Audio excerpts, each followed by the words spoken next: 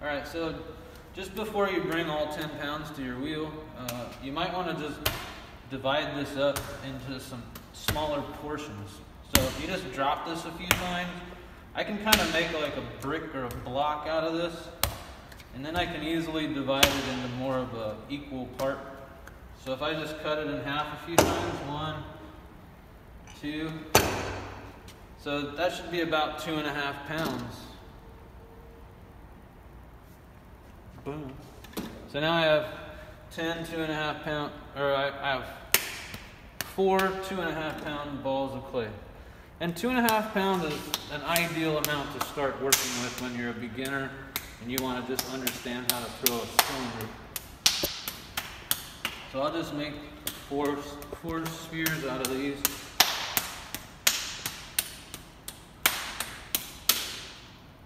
And bring them over to my wheel.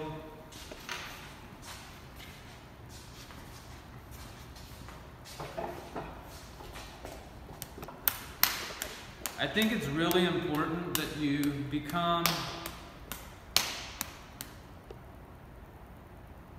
well disciplined. I think, to build the best habit would be to prepare at least 10 pounds of clay for yourself to work on during one class period. You're gonna screw up. I want to encourage you to screw up often. So the quicker you can screw this one up, the quicker you can get to this one, and then you can screw this one up, and then you can screw this one up, and eventually you'll screw all of this up and you'll have to go back to the wedging table and wedge it all over again. So don't just make yourself a little ball of clay and go to work. Make yourself many balls of clay before you sit down to work.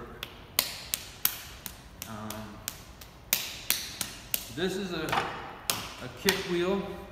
The kick wheels have adjustable seats. If I slide this pin out, I can raise and lower this seat. I prefer to be just slightly lower than the wheel. Some of you might have shorter legs and you might have to lower the seat. Some of you might prefer the electric wheel. I should show you how these work, just so you know. Like this one, for example, it's not even plugged in. So let's look at a kick or an electric wheel. First, I can set the stool down. I'll plug this in and make sure that it's on. Right now, it's not even on. So if I flip this switch, that's on. This switch is flipped forward, and the foot pedal makes it go. Notice the foot pedal, you don't have to keep on it. It's not like a car, there's no spring. So it'll just go. And there's fast and slow and everything else. If you're coming over here and you wanted to use this or this electric wheel right here, this one's got a loose splash pan. You're going to need to know how to put this splash pan on. So this has to slide under the wheel. And there's a way for it to really get firmly attached underneath this flange. If you don't slide it down and under that flange, it's just going to sit on top and be kind of loose. So make sure it goes down and under that flange. And then this part just clicks pretty easily. It just clicks under there. And then this is pretty sturdy. And then you can use the wheel like that. So 1, 2, 3, 4, 5, 6. There's 6 more electric wheels over in the other room.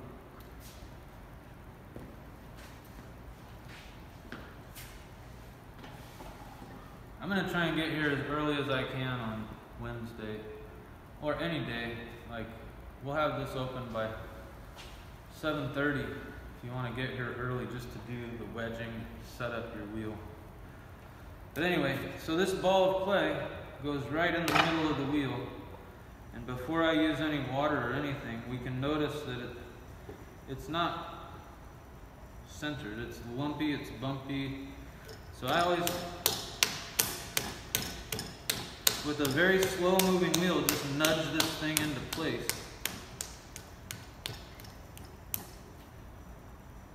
Oh, another thing too, if you want to keep these fresh, and I don't want to get water spraying all over these things, I might as well just use my bag and keep my wedged clay spears inside of my bag.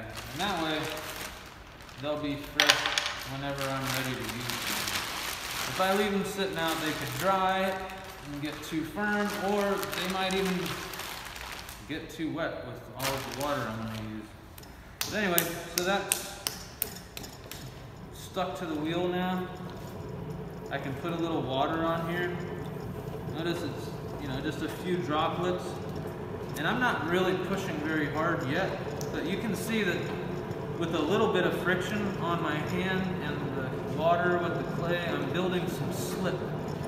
And that slip is really what I need to have before I start to push. So I'm really going to push into this, and you can hear it slow the wheel down, and the speed just got much slower. But look at that, like, this is what you want. You want this nice creamy slip between your hands and the clay. If I keep pouring water on here, I'm just going to rinse all the slip off. So there's a point where you can add too much water, so be aware of that. You just need enough slip to where it's slippery. Make it look pretty shiny. You see my fingers making a mark in there.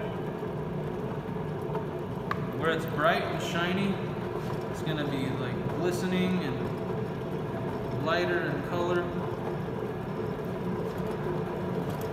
But anyway, I'm going to lean into this thing and try to push it right down into the center of the wheel. If it's wobbling, you'll notice it. You see how there's a severe wobble right now? If you want to correct that, you just have to really clench all your muscles together and become really stable while you push really hard on this piece of clay. And some people like to use like this butterfly technique. Notice I had both my palms sort of butting together with the heel of my palm, and I'm just leaning into it with really, it's like my whole upper body is just leaning into that 2-pound ball of clay. You don't have to be strong, you just have to like use your body the right way. So that kind of made that sort of mound pop upwards into more of like a taller mound. And now I can push that back down again. So, for me, this wheel is turning counterclockwise. My left hand is my primary pressure. And this left arm is pointing almost directly at the center of this wheel.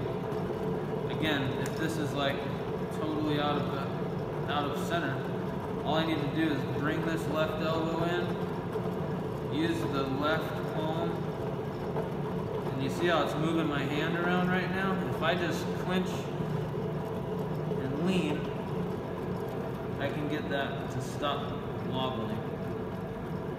And then I can relax. And now it's not wobbling anymore.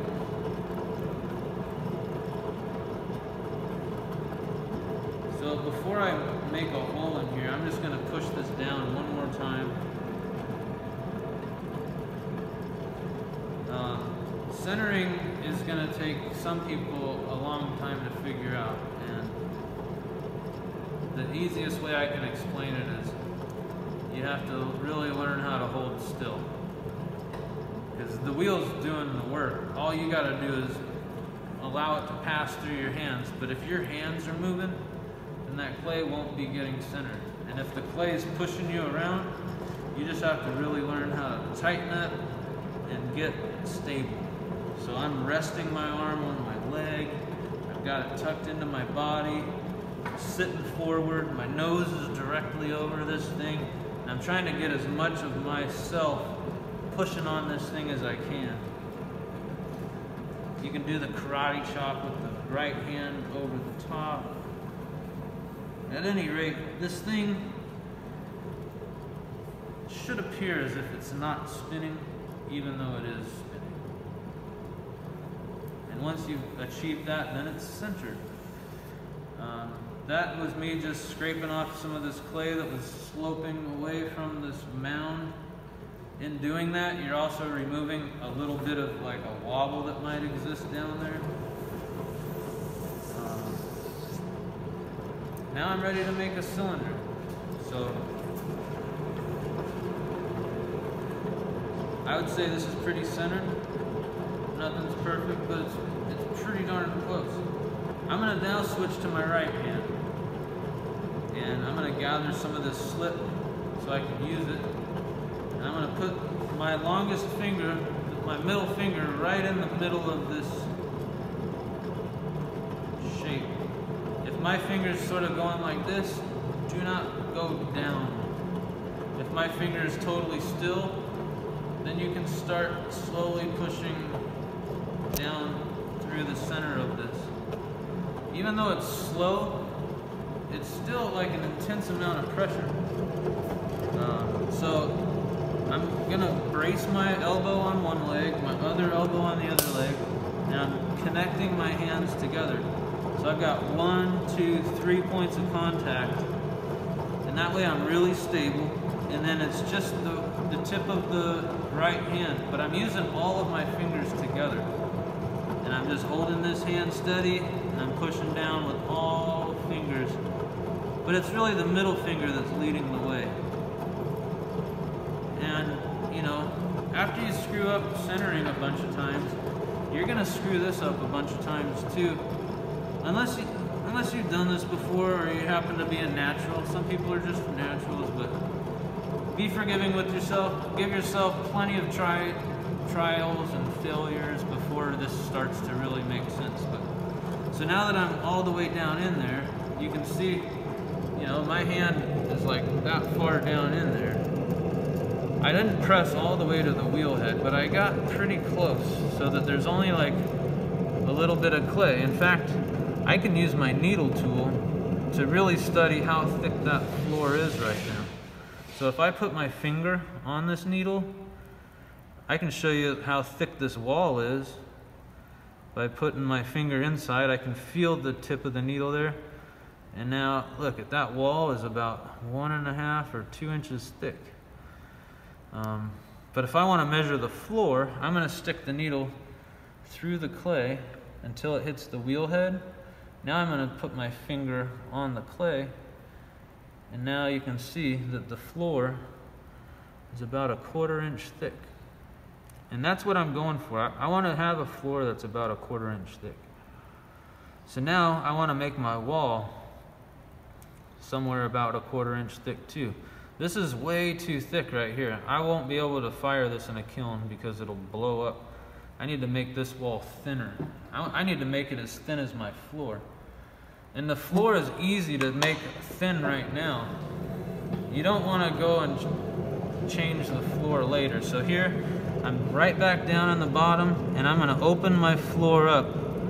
And it's kind of like hooking my fingers towards myself. Again, I'm like 1, 2, 3, and I'm pulling my fingertip towards myself, and it just opened up the radius and diameter of the floor. So now my floor is maybe like 2 inches around, way down at the bottom, and I can just smooth that off with my right fingertip now that it's been opened. I'm flattening the floor, I'm leveling it, and it's also compressing the particles down against the wheel head while maintaining that 1/4 inch thickness. So here, I'm going to apply more slip to the wall because my wall is really thick right now. I want to pull this wall up into a thin cylinder. So I'm kind of clamping my left hand on either side of this wall, but my major pressure is going to be with my right fingertips. I'm pushing way down at the bottom first. Every time you pull, it's going to start at the bottom. So go down, squeeze down low, and pull upward. My right hand is on the outside, my left hand is on the inside, and I raise upward until I reach the top. But notice I didn't pull right off the top, I stopped just under the lip. And now I'm going to compress the lip with my index finger on the top, and then just my index finger and my thumb on each side of the wall with my left hand. But you notice at the end of that pull, all the slip is now on my hands. There's really no slip on my wall anymore. It all came off on my fingers as I was pulling. So I'm going to go back down to the bottom. Before I get down to the bottom, I'm going to put water on my wall and get that slip to build again. And now, beginning at the very bottom again, I'm going to squeeze my fingers together. Notice that my thumb of my left hand is draping over the lip, right? So these fingers are way down on the bottom doing the squeezing between the right hand and the left hand. But my left thumb is draped over the lip so that it can touch my right hand. That way, when I move one hand, the other comes with it. And it's a very stable feeling. So down at the bottom, I'm pushing a lot with my right fingertips, and I'm squeezing back with my left fingertips. And I'm just slowly moving upwards.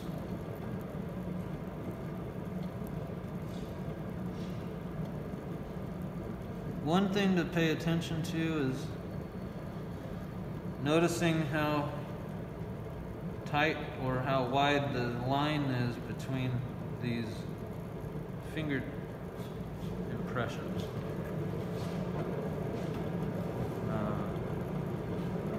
The closer they are together, the slower your rate of climb is. The further they are apart, the faster your rate of climb is.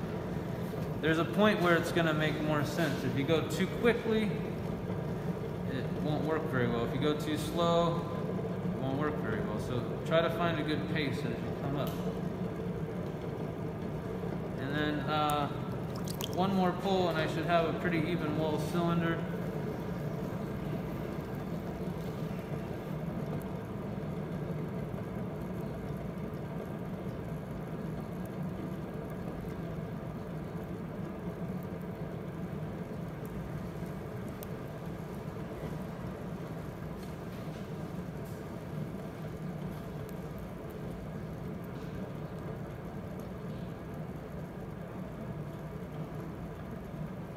There. And if I want to get all the water out of the inside, there's quite a bit of water that I poured over this wall. So I can use my sponge. You squeeze all the water out of your sponge, and go right down into the middle. Suck all that water out of the inside, so that's quite a bit of water. This stick, the potter's knife that Natalie was talking about earlier, I'm just going to scrape all my clay off of there so it's nice and smooth. Now I can use this clean edge, and I'm just going to use that whole edge of the tool on the side wall of this cylinder. My inside finger is just going to brace this wall while I scrape the slip off.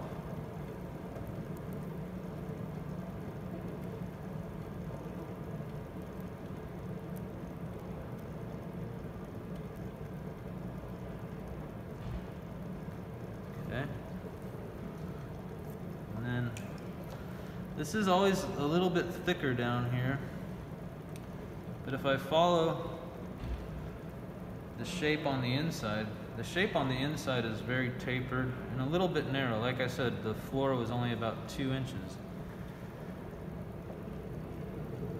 So that wall on the inside is pretty straight. It doesn't flare back out like it does on the outside. So I'm going to cut this flare off down here. and make more of an even wall. And I do that with this knife. There's a blade, and that blade can cut straight down the wall of this cylinder.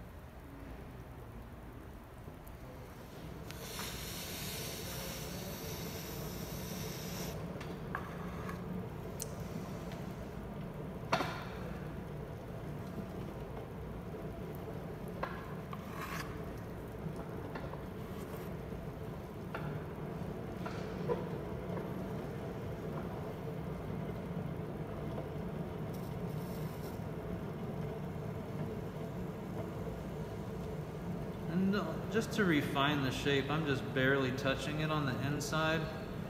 I'm pushing out just a tiny bit, and I'm pushing that wall into my stick, or my potter's knife. And I'm just sort of like rounding this shape off a little bit. A straight cylinder is nice, but straight walls can really imply a lot of like industrial types of shapes. If I want to curve that wall a little tiny bit, then it implies more of like a bulb or something more natural than man-made, you know? But anyway, that's the basic wheel throwing cylinder demonstration. The last thing I'm going to do is use my wire tool. I'm going to wrap my fingertips around that wire so that I can stretch it tight between my thumbs. And if I push straight down on the wheel head, you can hear it. The wire is actually on the wheel head. While keeping that wire tight, I'm just going to slowly rotate the wheel and pull that wire under the clay. Notice that it always leaves a little bit of clay on the wheel head. See that? And that's why we want our floor to be, thick enough to where you can cut through it without cutting through the floor of your pot.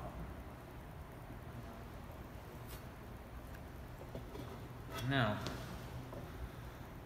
over there, we have wear boards, right? I'm going to find those wear boards by the entryway, and I'm going to bring a wear board over here. So I can leave my pot at my wheel. I can bring a wear board over here. And notice, I might leave a fingerprint or two, but I can wipe all that up later. So I'm going to put that on a wear board. And I can make 4 things. 1, 2, 3, 4. Cover them up with plastic, and then I carry this wear board over to that room that I showed you guys earlier today. Over by the mop, there's a letter A on it. That's the damp room. And in the damp room is where you can place your items. So, one person in this space at a time. That's new. I need to put my mask up over my nose. It kind of fell down there. We should all keep our masks up over our nose. But anyway, and here's the damp room. They definitely got rid of all the old plastic, so make sure you bring your own plastic bags or anything you can snip with scissors. Because when you put things in here, you want to cover them with plastic and keep them covered and damp, okay? So I'm not going to cover and store this yet. I just wanted you to see that. What I do want to show you next, though, is how we can use the sinks and everything else to clean up. How you doing, Kevin?